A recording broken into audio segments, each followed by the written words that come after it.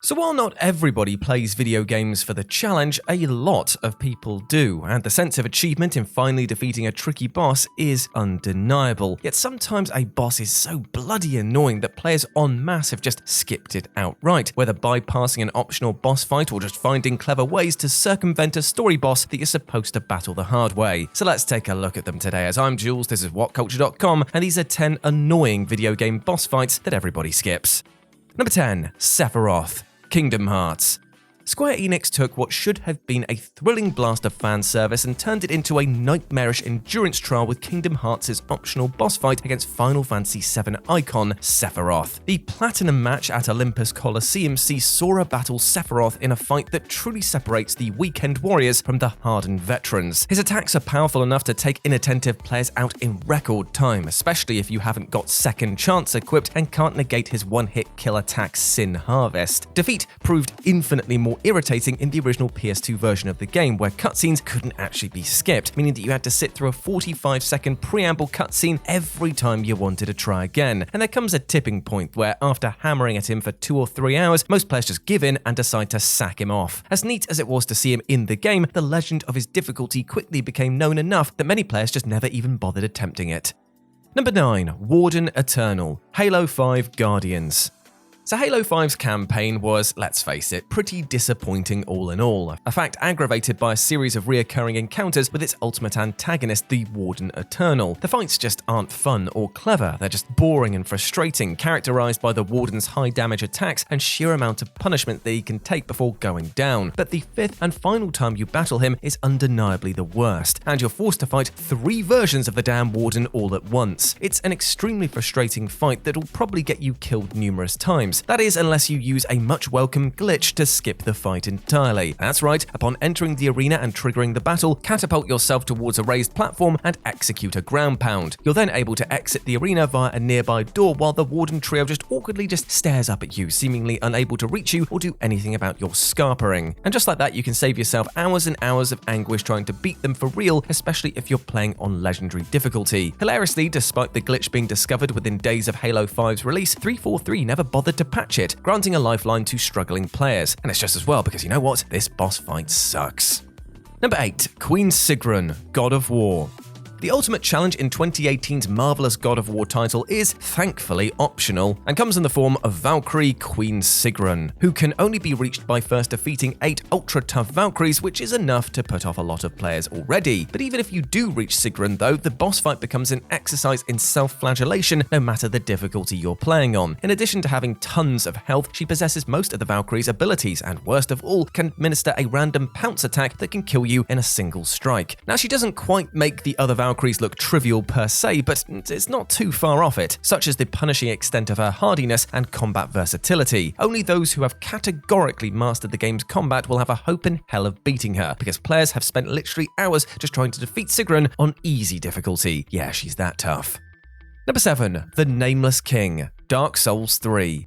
So here's the first of 2 From Software entries on our list, and we begin with the infamous Nameless King from Dark Souls 3. Without question, one of the trickiest boss fights in any From Software game, the Nameless King is at least an optional obstacle that you're in no way obligated to suffer through. Those who did, however, will have to face off against not only the mighty armoured fella himself, but also his terrifying dragon steed, the King of the Storm. Defeat the King of the Storm, which in large part to a terrible camera is no picnic itself, and you'll face the Nameless King in one-on-one combat, where his vicious lightning attacks can almost one-shot unsuspecting players. Dodging is the name of the game here, but his attacks are extremely difficult to avoid, enough so that even many hardy Dark Souls players ultimately decided to throw in the bloody towel. Number 6. The End, Metal Gear Solid 3 Snake Eater.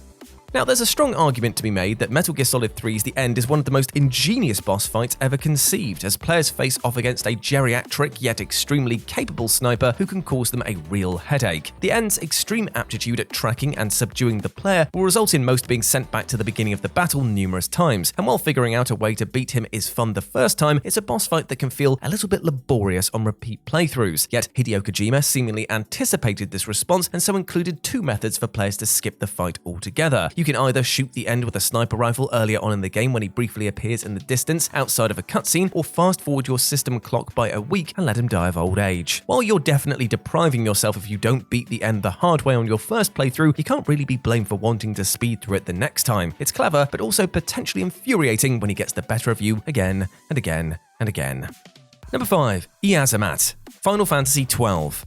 Now, to be polite, Final Fantasy XII's final elite mark, YIAZMAT, can just get in the bloody bin. Like a lot of the series' super bosses, even reaching this stage takes a Herculean level of effort in of itself, but persevering through the actual fight is a resolve-shattering exercise beyond compare, because this boss has an eye-watering 50 million HP. Although, to be fair, the Zodiac remaster included a nerfed version of this fight, but still the battle can take even skilled players several hours to complete. And beyond this absurd amount of health, it's got a non-zero chance of insta-killing your party members and will throw up defenses mid-fight which limit the damage of your attacks. It is a textbook example of a video game pointedly chastising the player, and unless you've got a lot of free time that you really want to waste, it's just not worth it. Though you do get 30,000 gil and the Godslayer's badge, which can be used to unlock one of the game's strongest weapons, the Worm Hero Blade, that's not nearly enough to compensate for both the time spent and the mental anguish it takes to fell this bloody thing. Number 4. Mr. Tamasi, Control. One of Control's post-game side missions sees the player taking on a hiss-corrupted Mr. Tamasi, who is extremely adept at dodging your attacks and has a mighty shield to boot. Furthermore, once Tamasi is down to half health, he'll spawn a bunch of Hiss Charged and a Hiss Distorted will show up out of nowhere to sneak attack you if you aren't paying the utmost attention to your surroundings. Just a few hits are enough to kill you here, which becomes especially infuriating in the latter stages of the fight when more waves of Hiss minions spawn, making it incredibly easy for even supremely skilled players to become overwhelmed. Plus, even if you defeat Mr. Tamasi himself, the fight isn't officially over until you've mopped up all the other enemies in the arena. Were this fight a mano-a-mano rematch with Tamasi, then it wouldn't have been so bad, but the swarm of ancillary foes nudge it into outright bullshit territory. Preserve your sanity and give this one a miss, as so many of us did. Number 3. The Operator, The Witcher 2, Assassins of Kings.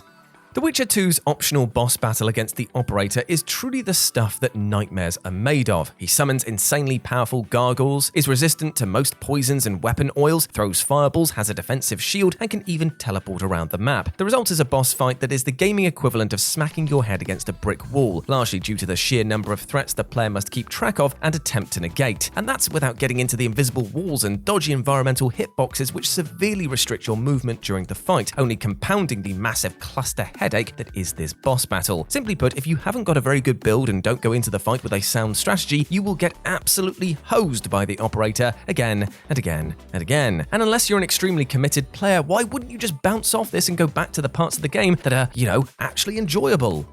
Number 2. The Headless, Sekiro Shadows Die Twice.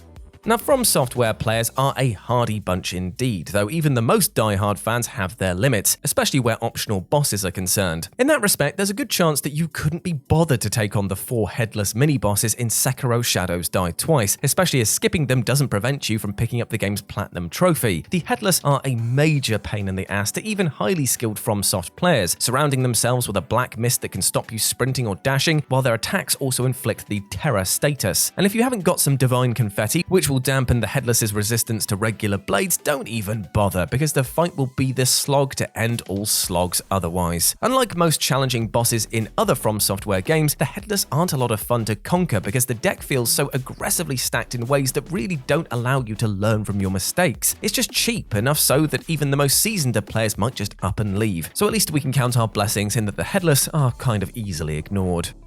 And number 1, Inner Agent 3, Splatoon 2 OCTO Expansion.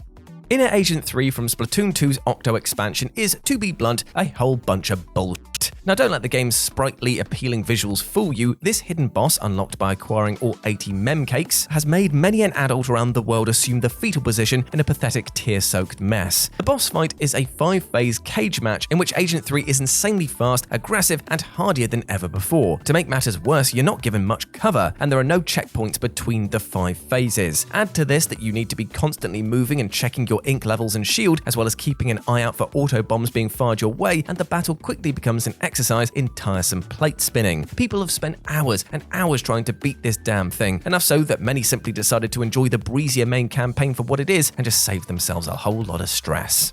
And there we go, my friends. Those were 10 annoying video game boss fights that everybody skips. Hope you enjoyed that, and please let me know what you thought about it down in the comments section below. As always, I've been Jules. You can go follow me over on Twitter and type in @RetroJ, but the O is a 0. Or you can swing by Live and Let's Dice, where I do all of my Warhammer battle reports and streaming outside of work, and it'd be great to see you over there, my friends. But before I go, I just want to say one thing. I don't want you to skip out on something today, and that is a bit of self-love and self-care, because you deserve all of the best things in life. Yes, you do. And don't let anything or anyone else tell you otherwise, alright? You deserve love, you deserve happiness, you deserve success, you deserve just the best things, okay? Now go out there and absolutely smash it. I believe in you. As always, I've been Jules. You have been awesome. Never forget that. And I'll speak to you soon. Bye.